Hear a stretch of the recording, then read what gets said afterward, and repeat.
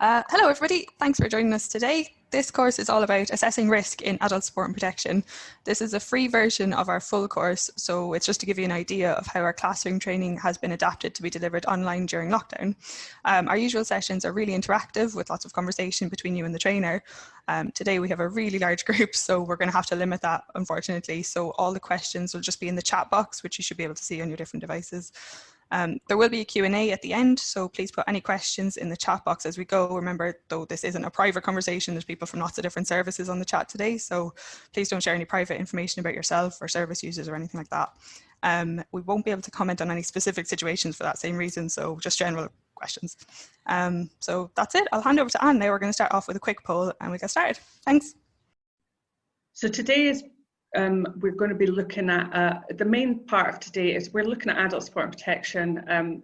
We're going to briefly talk about the Adult Support and Protection Act, Scotland 2007, and then we're going to look at a scenario and see what we can do and how we would identify harm. That's the main sort of crux of today, that we want to be able to identify harm and the types of harm that might be happening in your role predominantly as health and support workers. To give you an idea of today, I'm going to sort of guide everything through a PowerPoint presentation, and there is going to be a video scenario we're going to watch, and then I'm going to try and answer the questions based on that scenario. It's usually a really interactive session. Obviously today, due to numbers and time limitations, it's not going to be interactive as such, other than the questions and answers at the end. But we'll get on with the PowerPoint. So today we're looking at adult support and protection, and specifically a case study and identifying risk. Okay, you can see from our learning outcomes, the greyed out areas are our full course, and as I said, it's far more interactive, the full course, and well worth doing. I would say it's really, really interesting. But at the moment today, we're going to concentrate on understanding what harm is and how we can identify it. The other thing we're going to look at as well is, what is the 3-point test? How do we recognise that someone's an adult at risk of harm? So that's our main things for today. Okay. Under the Adult Support and Protection Scotland Act 2007, harm is defined as any harmful conduct, which in particular includes conduct which causes physical harm, conduct which causes psychological harm, so that could be fear, alarm, distress caused to an individual, any unlawful conduct which appropriates or adversely affects property, rights or interests of that individual, so it could be theft, it could be fraud, it could be blackmail, so sort of extortion. And any conduct which causes self-harm, because we often forget that we can cause harm to ourselves in different ways as well as the ways you may immediately assume. There's an overarching principle within the Adult Support and Protection Scotland Act, and that overarching principle is that any intervention must be of benefit to the adult and be the least restrictive of the options available to that adult's freedoms. Okay, so it must benefit the adult and be the least restrictive option to their freedoms. If relevant, there's also some guiding principles associated with the Act. If relevant, it should also have regard to the wishes and feelings of that adult, the views of anyone that might have an interest in that adult's well-being or property. So it might be a relative, a guardian, a solicitor, etc. Also, we must ensure that the adult is able to participate in any intervention. Now, if that means that we have to organise advocacy, or the councils have to organise advocacy, interpreters, signing, etc., then they would have to put that in place. The other thing is that they must let the adult know that these things are available to them. They must ensure that the adult isn't treated less favourably than any other adult in a comparable situation at that time. And it should take into account the adult's abilities, their background, and their characteristics. and so that everything's dealt with effectively. Under the Act, we have something called the 3-point test. So it's a 3-point test to decipher whether somebody is actually an adult at risk of harm. Just to clarify first things first, an adult in Scotland under the Adult Support and Protection Act is anyone over the age of 16. I know some people get a little bit confused, think it's 18. It's actually anyone over the age of 16, okay? So an adult would be considered at risk of harm if they met all 3 points of this test. If they were firstly unable to safeguard their own well-being, property, rights, or other interests. If they were at risk of harm, and because they were affected by disability, mental disorder, illness, physical or mental infirmity, that they would be more vulnerable than somebody else in the same situation. Okay, it's really important that all of those 3 things are met. It's a legal requirement under the Adult Support and Protection Act. It's important also to consider the whole of an adult's circumstances. Things should be kept in context, and so it's viewed as one big picture. You might have somebody, for example, with a learning disability who is very well able to manage their own well-being and property, etc. They wouldn't automatically be classified as an adult at risk of harm. Okay. So an adult at risk of harm is, they are at risk of harm if another person's conduct is causing or is likely to cause the adult to be harmed, or if the adult themselves is engaging or likely to engage in conduct which causes or is likely to cause self-harm. It's also really important to realise that actually harm can be either deliberate or unintentional. It doesn't always have to be a deliberate act, but even unintentional harm is still harm.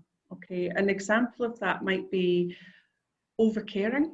So if you had somebody and they were fit and able to go to the shops with you and choose their own diet, but you overcared, you started to sort of say, well, no, you're not to do that. I'll go do your shopping for you, and you make your own choices for their food intake. Then you're starting to possibly get into the realms of unintentional harm. And we have a tendency to overcare. We're a personality type, a lot of us in care and support, where we do want to do the best we can, but sometimes the way we do it is not quite right. Okay, so we need to think about these things in places we work. There's a number of different types of harm. As you can see, there's a fairly long list of the types of harm. We've got physical harm, which is, when people think of harm, immediately they think of physical harm. We've got sexual harm. We've got psychological or emotional harm. We've also got financial or material harm, so maybe theft, fraud, that kind of thing. We've got institutional harm, which is basically sort of ongoing poor professional practice and taking away people's individuality, for example. You've got neglect and acts of omission, so failing to give people the things they need to live their normal, healthy lives, or not providing care that was necessary to prevent somebody getting bed sores, for example. That would be an act of omission. There's also discriminatory harm. It can be verbal abuse. It can, based on somebody's age, gender, race, religious beliefs, etc., would be discriminatory harm. We've also got domestic violence or abuse, where somebody may be harmed by their partner or a family member. There's modern slavery, which is a sort of very current issue at the moment, and also self-harm, what we do to ourselves that might cause harm. There's different types.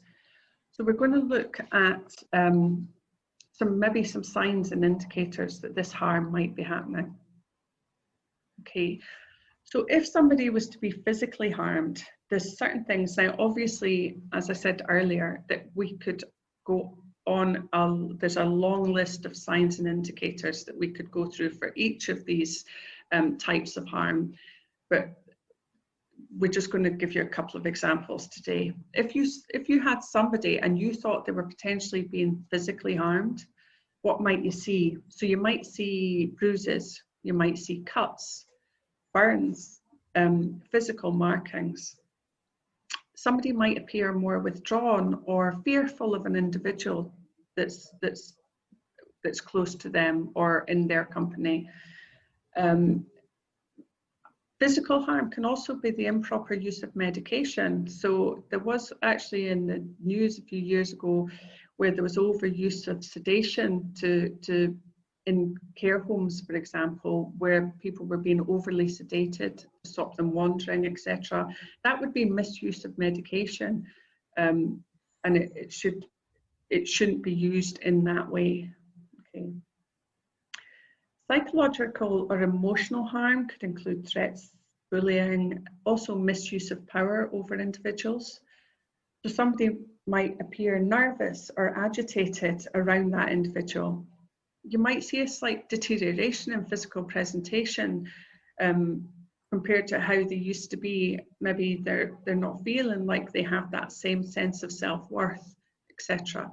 Maybe their self-esteem's reduced because of the psychological or emotional harm that's happening. You might find people self-isolate, that they become a little bit more withdrawn, that they don't want to be out and about and be asked questions, etc. Sexual harm, obviously, is an exceptionally sensitive subject, and it's not one I'm going to go into too much detail today, but some signs of that might be unexplained pregnancy, and there might be signs of grooming. The individual may become withdrawn and withdrawn from friends, from family, and again might show sort of signs of fear or agitation around a specific person or around a specific gender group, for example. Okay. You've also got financial or material harm. So that we talked about theft, fraud, extortion, blackmail, that kind of thing. So you might see things like money going missing from an individual's house. You might see objects of value disappearing. There might be undue pressure to sign powers of attorney or wills or deeds to houses, for example. There might be unexplained bills. If you know somebody is financially stable and they're always on top of their finances, and all of a sudden you start seeing red letters coming through the door, then you'd start to question why that was happening. As I said, institutional harm can be consistent poor professional practice or removal of individuality from people. What you might see are things like rigid, inflexible routines. Everyone might go to bed at 8 at night and have to be up at 6 o'clock in the morning. You might have people very distinct set meal times. You might have people who only have a bath on one day of the week, maybe on a Sunday or a Thursday. You know, very rigid, inflexible routines can be signs of institutional harm. Giving people a lack of choice, so lack of choice, for example, in diet. So everyone getting the same breakfast, everyone getting the same lunch, everyone getting the same dinner, regardless of, so offering somebody a meat dish if they were a vegetarian, for example, would be a form of institutional harm as well. And also making jokes at the expense of the individual in an institutional setting. We then move on to neglect and acts of omission. Not giving somebody that they need for their quality of life and their day-to-day living, their normal day-to-day living. Okay, maybe someone being hungry would be a sign of that, or unkempt, or their clothes looking a bit shabby, looking just generally run down. Withholding medication as well. Withholding medication that's necessary to that person's quality of life can be an act of omission that can ultimately lead to physical harm. Okay, the other one that example might be bed sores. So somebody's developed bed sores because it's after investigation, it shows that possibly they haven't had the proper turns that they needed. If they were bedbound, for example, that they hadn't had the proper cleaning of their skin and skin integrity, that they hadn't been on proper pressure relieving mattresses, or, you know, all of these things. Whether it's deliberate or unintended, still is harm to that person because they've now developed a bed sore. Okay. Other things, like you can have things like sensory deprivation. So not giving somebody their glasses or their hearing aid. Another act of omission might be to turn off the night buzzer so that you don't have to keep getting up and down during the night for a resident in a care home. That would be an example. Okay, so that would be an act of omission that is an act also of harm, a type of harm. You've got discriminatory harm as well, so being treated less favourably based on your age, your sex, your religion, your race, your culture, etc. It might involve, you might see signs of bullying on the basis of that age, race, gender, culture, etc. Individuals might be provided with unacceptable food or diet, so diet choices that don't take into account their religious or cultural beliefs. That would be considered a type of harm. Modern slavery, you might see people having a lack of personal effects, lack of identification documents, maybe not having a passport, driving license, etc., and also having a fear of law enforcers, for fear of the kinds of questions that may be asked. You've also got domestic violence or abuse, and people often who suffer from domestic violence or abuse are made to feel like that abuse or harm is their fault.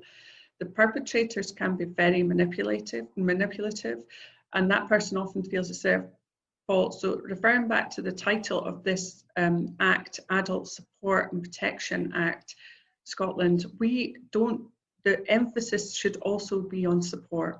You're supporting that person to feel safe, to feel secure, and to make them understand and believe that it really wasn't their fault that somebody harmed them. Okay. You might see signs of isolation, either the perpetrator isolating the individual from friends and family, and so they can exert more control, or the person themselves possibly self-isolating, so they don't see friends and family, different types of things. It reduces their support network ultimately, and when support networks are reduced, it's proven that there's actually more chance, more likelihood that harm can happen. That's one of the reasons harm can happen, because people don't have wide support networks, they're more socially isolated, etc. Self-harm or neglect. So you might see signs of somebody wearing long sleeve clothes, covering up, even in hot weather, for example, maybe covering up signs of markings on their arms and things. Maybe living in squalid conditions, or refusing to eat and drink. It could lead to weight loss, dehydration, and ultimately physically harm them. Okay. Why does harm happen then? Well, it can be planned and systematic. It can be opportunistic. So somebody might see some money lying on the side in a vulnerable person's house and decide actually they want to take it. So they might steal that money there and then. It might be through things like poor training though. So that might lead to unintentional harm. So not actually even realizing that you're causing that harm. So through poor training and supervision, and also potentially through being overworked. Now, when I think of the overworked scenario, I think of bed sores. Immediately it comes back to that to me, is maybe not getting the time that you would like to spend with someone, turning them, etc. Ultimately, it's not that you don't want to help that person or do the job, but you're maybe overstretched, and the whole organizational structure maybe has to be looked at. But there's lots of ways we can have unintentional harm, remember, but it still is harm and it needs to be addressed. I've got the little video for you here. It's a video about Sarah. Sarah's a 70-year-old lady who is fairly new to a care home. She does suffer from Alzheimer's, so there are considerations around that. There is a new carer who started in the care home as well. Her name is Grace. She is unsure of what to expect within the care and support environment. And also unsure of what to do in certain situations. And then there's Jane, who is Sarah's daughter. So we're going to have a little look, and I want you to really think about the types of harm you might be seeing. Why do you think that harm's happening?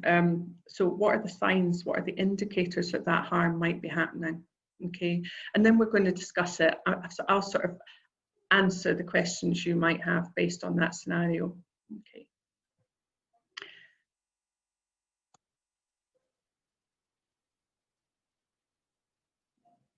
Sarah is in her 70s and suffers from Alzheimer's. She lives in a local care home, and although she is a relatively new resident, she's settled in well and seems contented and happy. She's frequently involved in the activities which take place in the home and has a solid group of friends there. To all intents and purposes, she seems a happy and relaxed individual. Grace is a carer in her 20s and has recently started working at the home. She's relatively new to this kind of work and is still a bit reticent about what she should expect from individuals. Jane is Sarah's daughter, and Grace appears very frightened of Jane, who speaks to her in a manner which is at best curt and at worst dismissive and rude. She visits once a week, and each visit lasts no longer than 30 minutes. Hello, how are you? Not bad. I thought you'd be upstairs. I wanted to talk to you about something. Grace has begun to notice that after each of these visits, Sarah is upset and quite weepy. When she is asked if anything is wrong, she usually dismisses things and says nothing has happened or that she'll be all right. On one occasion, Grace happens to walk by the door of Sarah's room and hears Jane saying, Mum, you need to stop being stubborn and listen. You're not going home. We need to sell the house while it's still worth something. You need to sign this bit of paper so we can get things started. I don't want to sell the house. With plenty of money. Your dad wouldn't like it.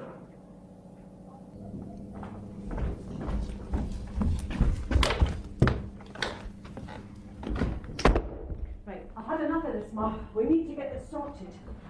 You need to sign this bit of paper. I've not got time for this. I don't understand. Just sign the bit of paper. I don't want to do it. I don't want to. Mum! Please. Dad wouldn't like it.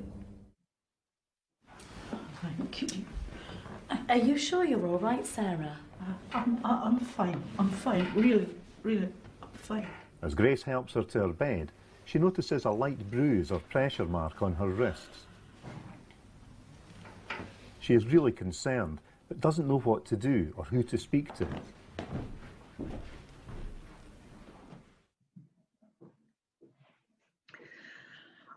Okay, so that was the scenario, and firstly, I really hope none of you ever have to deal with an adult support and protection issue, and obviously it's a very sensitive subject for everyone. There's a few things to note there. That Grace notices that Sarah's really sort of nervous, agitated when her daughter comes in. Her daughter, I mean, we don't make judgments. She comes in once a week for 30 minutes. There may be reasons for that. That's fine. That's not our judgment to make. What we do know is that she's very curt, dismissive, and it changes Sarah's mood. Sarah denies that anything's wrong. That Grace hears Jane telling her that she wants her to sell the house.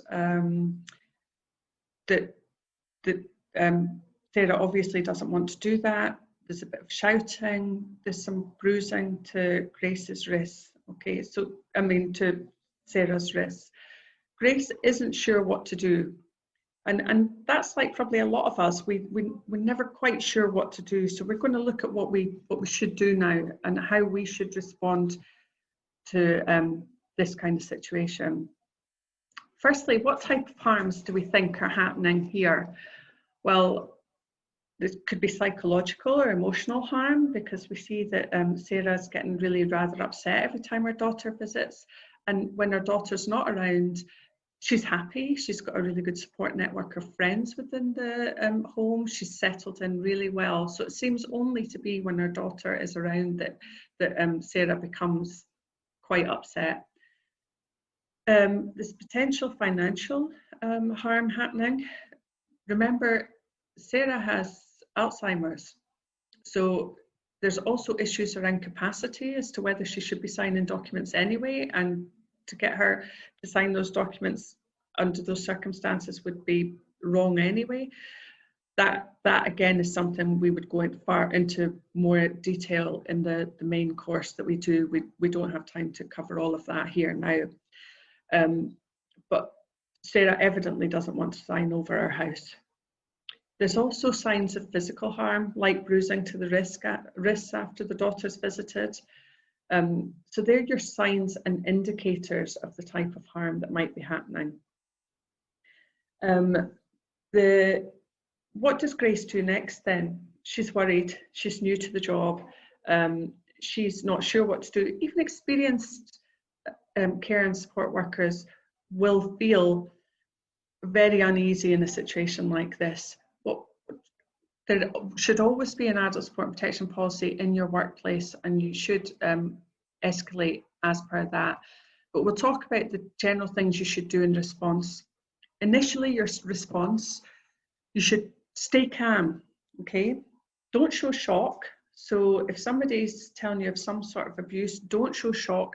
Make sure you show empathy, and remember support as part of the act. We should be showing support to the individual. Make the person feel safe and secure. Make sure that they have trust in you, that you'll do the right thing. Ensure nobody's in immediate danger. If they are, you need to take appropriate action and call the emergency services. Do not put yourself in harm's way in any form of danger. Make sure you call the emergency services.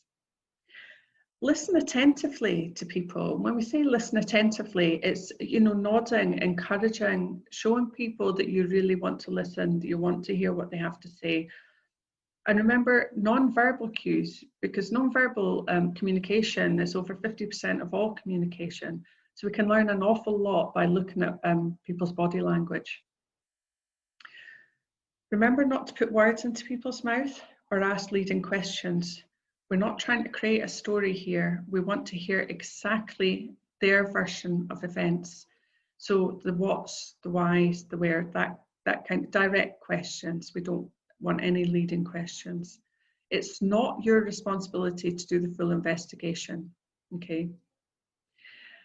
Remember that this might be the only time that this person's talked about the harm that's happening to them, and you may be the only person that they ever talk to about it. If they talk to you about it, they're showing trust in you, and so reflect that back. Remind them it wasn't their fault. As I said, perpetrators of harm can often be very manipulative, and people think it is their fault, so please remind them it's not their fault. Let Sarah know what you'll do next, what steps you'll take. The other thing to think about with Sarah in particular is that this is her daughter. So although she'll be, she's worried obviously, etc., she's also going to have a slight conflict of interest and emotions involved with this. So you're going to have to, it's a very sensitive subject, a very sensitive approach. Never promise to keep what the person said a secret. You have a duty of care, working in support and care, that you must, although it's not your responsibility to conduct an investigation, it is absolutely your duty of care and responsibility to report any either alleged or suspected harm. You must do that. Reassure the person and don't judge them. It's not for you to judge. And also remember confidentiality. It's not to be spoken about with other staff members, you should go directly to your line manager to discuss it. So that's how we respond. We're going to look next at how we would consider reporting this. So your first port of call is your line manager. First thing you do is go directly to your line manager straight after the allegation or your suspicions are aroused. Okay. If you can't get your line manager, get some other manager that's working within your environment and speak to them. If you can't do that, then you need to escalate it to social services, or you could go to the care inspectorate. Okay. If you believed the line manager was the perpetrator of harm, then obviously you'd have to go above them. And if you didn't feel that the harm was responded to appropriately by the management team, you can escalate, but you should have a policy in place that'll show you your lines of reporting. Never ever try and investigate. That is not your job. That's the job of the councils. Okay. Once the harm is reported to the council and social services, they have a duty of care to investigate and inquire into any cases of harm. Okay. Don't challenge the individual that's caused the harm. Don't speak to the suspect. Record only the facts. So you must record as soon as possible after the event and record only facts using the words of the individual that's been harmed as much as possible. Don't want embellishments, and we don't want your take on it. We want you to write it in the words of the individual. Don't wait until you have all the information before you report it. Report it immediately. Don't disturb any potential evidence. In the case of sexual harm, for example, it would be you'd have to very sensitively say to somebody that they should refrain from washing or washing their clothes, etc. Obviously, it would have to be done very sensitively. In the case of extortion or blackmail, if somebody's emailed or sent a letter, then you wouldn't destroy that. So any potential evidence shouldn't be disturbed. Immediately write your notes up. You want it as fresh as possible in your memory. You want to remember exactly what the person said, and you want to put it in their own words. Remember that. Okay. Next step's recording. So how do we record, or what should we record? We should. Sorry to interrupt there. Yeah. We've got a feedback issue. Hang on. I'm just going to direct to chat. So there's something in chat. Yeah, sorry, I don't know what's going on with the sound. Do you want me to? You're having weird feedback, Al. Someone's asked in the chat, and Nicola's asked, can you go to your senior if the manager's not around? So this is when you're reporting, obviously. Go to your senior, as in a senior manager to the line manager? I think they probably mean a senior, like I suppose in a care home, a senior carer as opposed to the care home manager, just somebody who's senior to you. I think that's what. So if there's a senior, that would be classed as a line manager, and that line manager would then have to act on it. Yeah, you could go to a senior. Somebody that's in a more senior, a line manager role to you, and they should escalate it. Okay. So, and also to give you support too, especially if you're new to the role. So yeah, you need support as well in a situation like this, as long as they escalate it and you're happy with that. So recording the incident, record the incident itself. Make sure you record the context of what's happened. Record the evidence. Remember, it's facts we want, only facts, not supposition. Okay. Record who was there. So who was there when the person told you that harm was happening? So was Sarah there just with you being Grace? How would you record it? Okay. Sign it and date it. And above all, remember confidentiality. This is a very, very sensitive topic at all levels. So it's not to be discussed amongst other staff members. You should take it directly to your line manager, and it should be escalated from there to the appropriate services. And it should only be the people directly involved that should know about it. Okay. That is pretty much all I have today for the scenarios, etc. So in summary, we've looked at what was the definition of harm.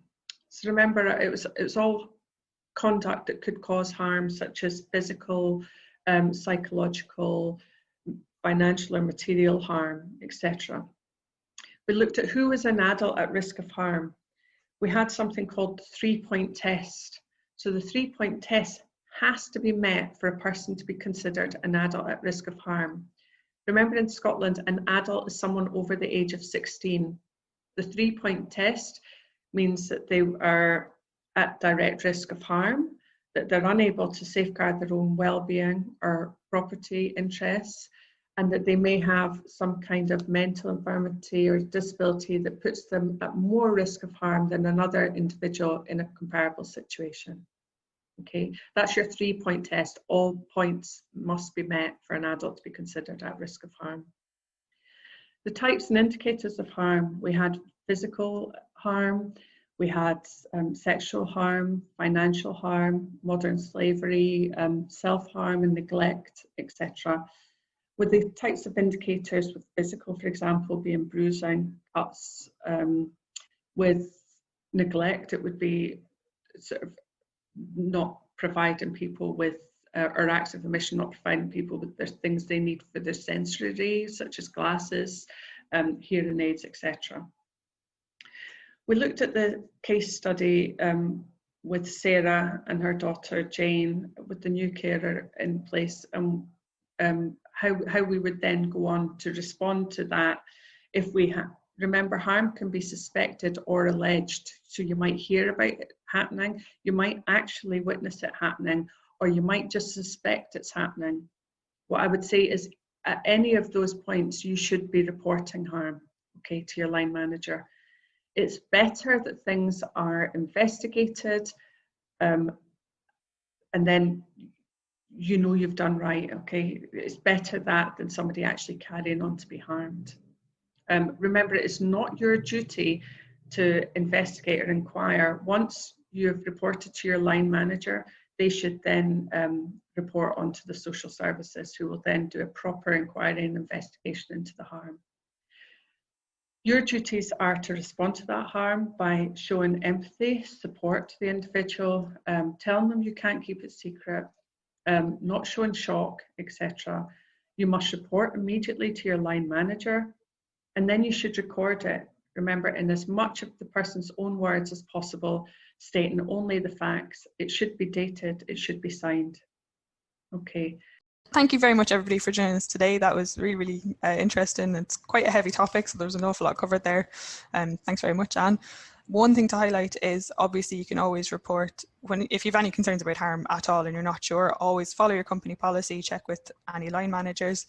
Remember, you can always contact the Care Inspectorate or Police Scotland if you've got any concerns. So if you have any doubt, any questions, just always report it to somebody and make sure that it's being dealt with.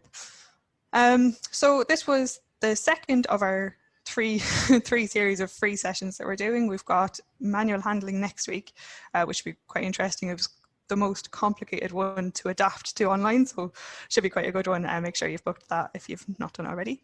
And if you've got any questions about any of our other courses, you can have a look at our website, which is www.trust-care.co.uk, or you can contact me for any other questions. I'll be emailing the links from the video today and the handout notes and everything. I'll send it over along with your certificate of attendance in the next couple of days, so you'll have my contact details. And any other questions, just get in touch. Thank you. Bye. Lovely. Thank you.